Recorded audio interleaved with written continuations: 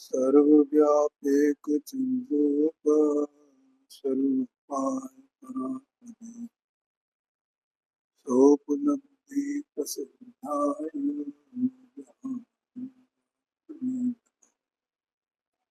विनाशने साराय स्वात्मत्याचतास्ते चित्स्वभावाय भावाय सर्वभावान्तराक्षिणे।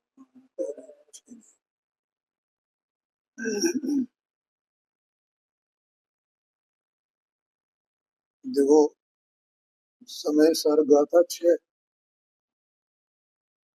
उस पर पूज्य गुरुदेव श्री का जो व्याख्यान है उसका कुछ अंश यहाँ पर पांडे जी लिख करके लाए। मैं उसको पढ़ के आपको सुनाता हूँ। ओम प्रकाश जी, उससे ज्यादा महत्वपूर्ण ये है क्योंकि अगर आप ये नहीं सुनेंगे तो वो उसका पढ़ना बराबर है। देखो क्या कहते हैं, वस्तु स्वभाव की मुख्यता में पर्याय गुण है। थोड़ा भैया इधर को हो जाओ, पीछे लोगों को दिखाई नहीं देता है। ये और सर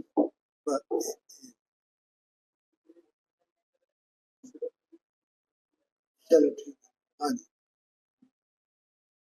वस्तु स्वभाव की मुख्यता में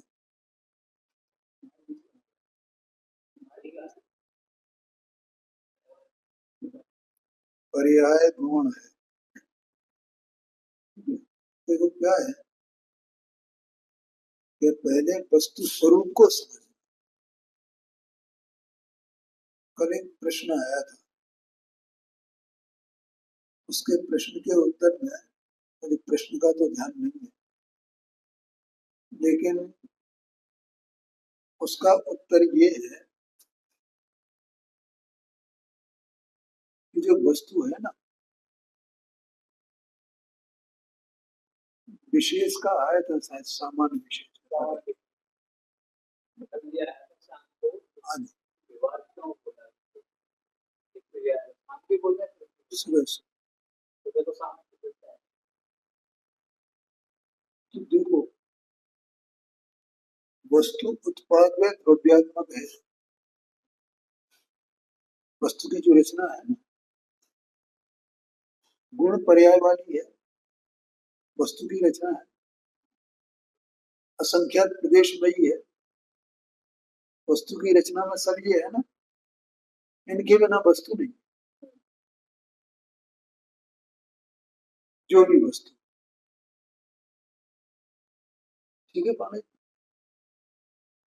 और गुण पर्यायात्मक जैसे कहा, तो जहां गुण है वही परिणमन है। कोई परिणमन अलग हो, ये तो वस्तु की रचना का ज्ञान कराया जा रहा है। और प्रवचन सार की जो अपन चल रहा हो, ये भी यही विषय चल रहा है, वस्तु की रचना कैसे। अब जैसे अपन उसमें ये कहते हैं कि भैया इसमें ज्ञान गुण है, दर्शन गुण है, सुख गुण है, वीर गुण है, ऐसा कहते हैं। तो वस्तु में कहीं वो एक एक गुण दिखाई देगा। वस्तु में परिणमन है, पर्याय है माने परिणमन है, कार्य हो रहा है। तो वो कार्य कहीं दिखाई देगा। ये मैंने कई बार ये बताया, दृष्टांत भी दे करके कहीं नहीं दिखाई देगा। ठीक है, इतने भेद होने पर भी, प्रदेशों का भेद, गुणों का भेद, पर्याय के भेद, ये सब भेद है ना, विशेष है ना, एक वस्तु के विशेष है ना। ये इतने विशेष होने पर भी, भेद होने पर भी, वस्तु में ये ऐसा एक स्वभाव है जो सबको कवर किए हुए है, सब में शामिल है। चाहे वो उत्पाद विनाश स्वरूप पर्याय हो, चाहे वो अनंत गुण हो, चाहे वे असंख्यात प्रदेश हो, सब में एक स्वभाव विद्यमान है कि नहीं?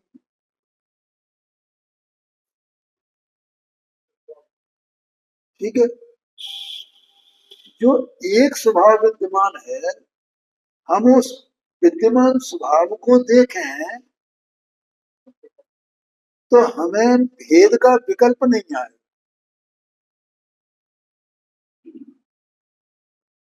बोलो पंडित जी, आएगा क्या? है जी। उसी ये भी विकल्प नहीं आएगा जो उसी में है। और वस्तु ये है।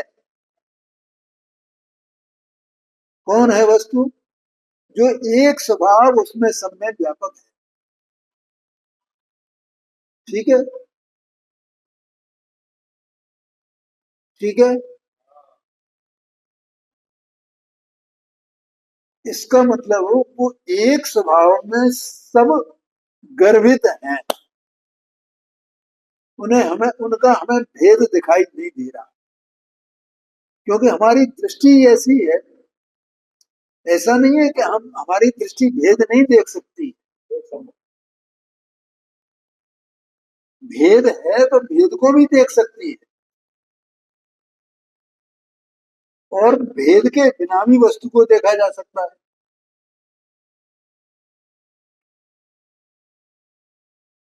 बोलो, ऐसा संभव है कि नहीं? और ऐसा अपन लोग में करते ही करते हैं, है? कि हम बिना बिना भेद के वस्तु को देख। और ये प्राय जिनवाड़ी में प्रवचन सर जी में आगे आई ये बात।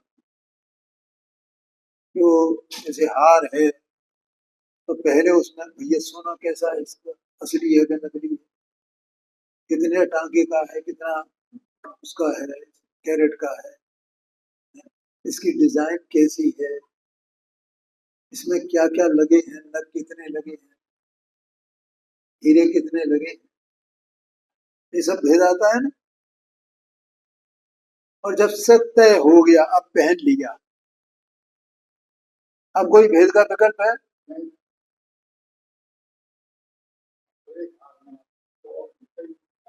ये तो है ना, हम पहने हुए।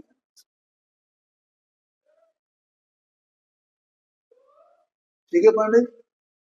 तो ऐसे वो जो एक स्वभाव है, त्रिकाल स्वभाव है, पारिणामिक भाव है, वो एक रूप है त्रिकाल।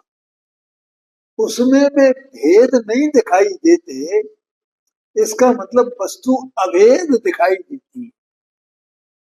भेद नहीं देखना, इसका मतलब अभेद को देखना। अभेद माने भेद नहीं देखो, दृष्टि में भेद नहीं दिखाई दे, इसका मतलब हमने अभेद को देख लिया।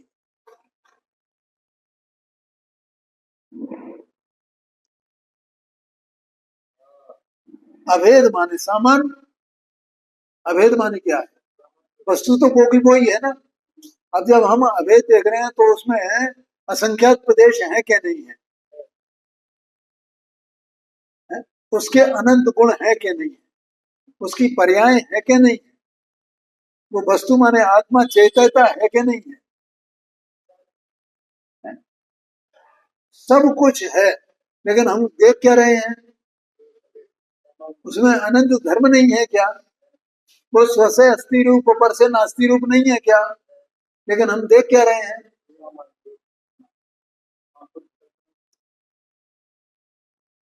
इसका नाम सामान्य, इसका नाम स्वभाव, इसका नाम अभेद, इसका नाम पारणामिक भाव,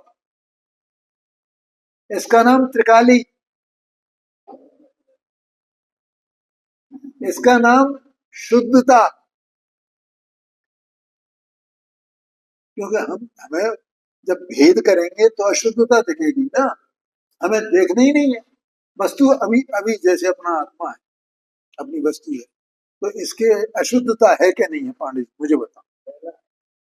तो अशुद्धता होने पर भी अभी हम उसको शुद्ध देख सकते हैं कि नहीं देख सकते हैं? स्वभाव को देख सकते हैं कि नहीं देख सकते हैं? अभेद को देख सकते हैं कि नहीं देख सकते हैं? पारिणामिक भाव को देख सकते हैं कि नहीं देख सकते हैं? सामान्य को देख सकते हैं कि नहीं देख सकते हैं? उसमें भेद दिखाई नहीं देता है।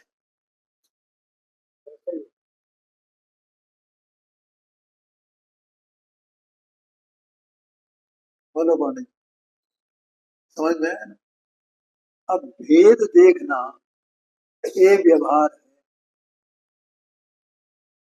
क्या कहा? भेद को, अब हमने पर्याय को पकड़ा, गुण भेद को पकड़ा, प्रदेशों को पकड़ा, ये भेद हो गया ना। तो भेद को देखना ये क्या हुआ?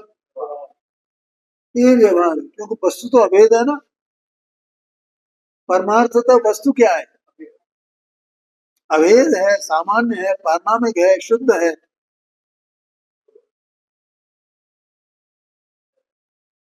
ठीक है। अब हमने पर्याय का भेद देखा, तो उसको देखना, भेद देखना, अभेद में भेद देखना, ये व्यवहार है। क्योंकि हमारे भेद देखने से वस्तु में तो भेद हुआ नहीं। वस्तु में भेद हुआ क्या? इसलिए व्यवहार है। चाहे हम गुण का भेद करें, चाहे हम पर्याय का भेद करें, चाहे हम स्वभाव पर्याय का, विभाव पर्याय का भेद करें, संबर का भेद करें, निर्जरा का भेद करें, मोक्ष का भेद करें,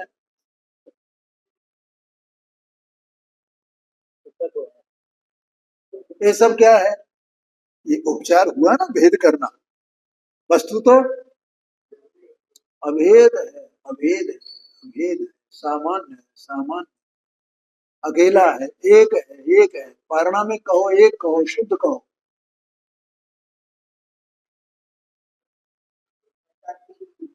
है जी।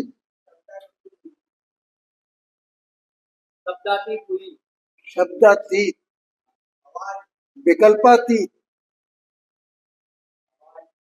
शब्दातीत कहो, विकल्पातीत कहो, एक ही बात है। क्योंकि जिसका विकल्प होगा उसके ही शब्द होंगे ना। शब्द शब्दों से कहा जाएगा तो उसके विकल्प होंगे कि नहीं होंगे? है जी। हाँ जी, बिल्कुल एकदम सामान्य, सामान्य, सामान्य, सब उसमें निमग्न है। ये लिखा है समय सारथी शास्त्र में, 7 नंबर की गाथा। पर्याय उसमें निमग्न है, सब पी के बैठा है। आता है ना, वो कलश भी है शायद इसका है। हाँ, पी के बैठा है, पी के बैठा है।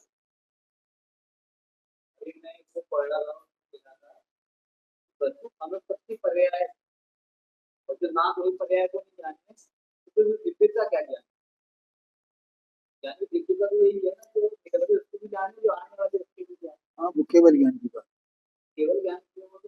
तो वो इस विषय से संबंधित नहीं है। हाँ, शक्ति पड़ी है, लेकिन इस विषय से संबंधित नहीं। समझ में? वो तो इसमें शायद 23 नंबर की है, 23 से 30 नंबर के बीच में गाता है कोई, उसमें यह है केवल ज्ञान की दिव्यता। ठीक है पांडे जी, ख्याल में आ गया ना? तो यहाँ ये कहा वस्तु स्वभाव की मुख्यता में आ गया, पर्याय को गौण करके। पर्याय गौण है, मुख्य नहीं है। पर्याय है तो सही, लेकिन मुख्य नहीं है, गौण है। इसलिए उसे व्यवहार कहा। पर्याय को गौण करके पर्याय को व्यवहार कहा। भेद भेद कहो तो पर्याय कहो, एक ही बात। पर्याय को व्यवहार कहा, उसे गौण करके व्यवहार। समझ में आता है कि नहीं आता है? व्यवहार कहकर झूठा कहा, असत्यार्थ कहा। झूठा क्यों कहा? उसमें भेद हो ही नहीं सकता है। सामान्य देखेंगे अपन, तो उसमें पर्याय का भेद को झूठा है कि नहीं है? झूठा है, असत्यार्थ है। दृष्टि के विषय में ये यहाँ वस्तु स्वभाव की मुख्यता मुख्यता है ना। और दृष्टि के विषय में जो द्रव्य का मैंने जो जीव लक्ष्य करता है, शुद्ध ने जिसको बोलते हैं, तो वहां दृष्टि में उस सामान्य भाव की मुख्यता है, एक भाव की मुख्यता है, पारिणामिक भाव की मुख्यता है, स्वभाव भाव की मुख्यता है। और वास्तव में देखा जाए तो वो स्वभाव ही तो वस्तु है। क्या कहा? अब ये सब चीजें भेद हैं, पर्याय हैं, प्रदेश हैं, ये सब हैं, बने रहने में इनसे क्या है? वस्तु पकड़ में कैसे आती है? स्वभाव से, भेद से, पर्यायों से वो पकड़ में नहीं आती है, प्रदेशों से पकड़ में नहीं आती है, तो कैसे पकड़ में आती है? जो उसका एक स्वभाव, सामान्य स्वभाव, अभेद स्वभाव, पारिणामिक स्वभाव, उससे वस्तु पकड़ में आती है। तो वस्तु सदा काल तीनों काल वैसी की वैसी है ना, ऐसा समझना।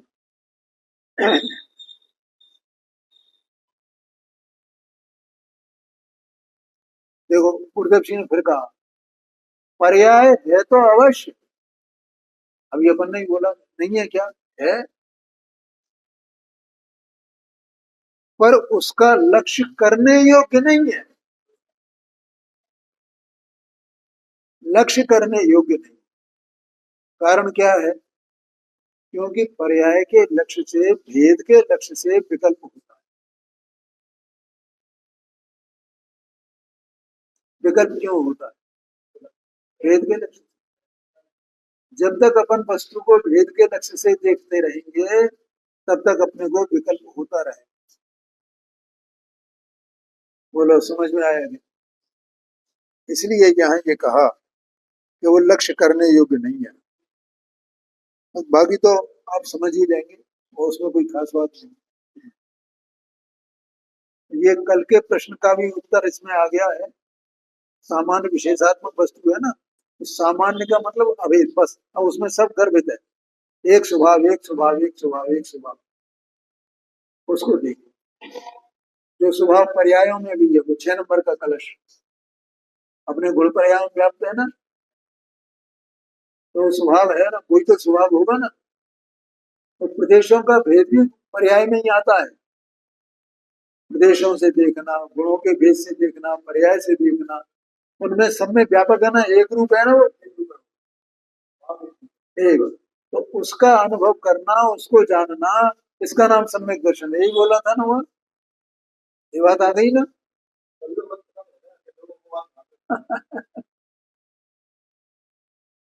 हाँ।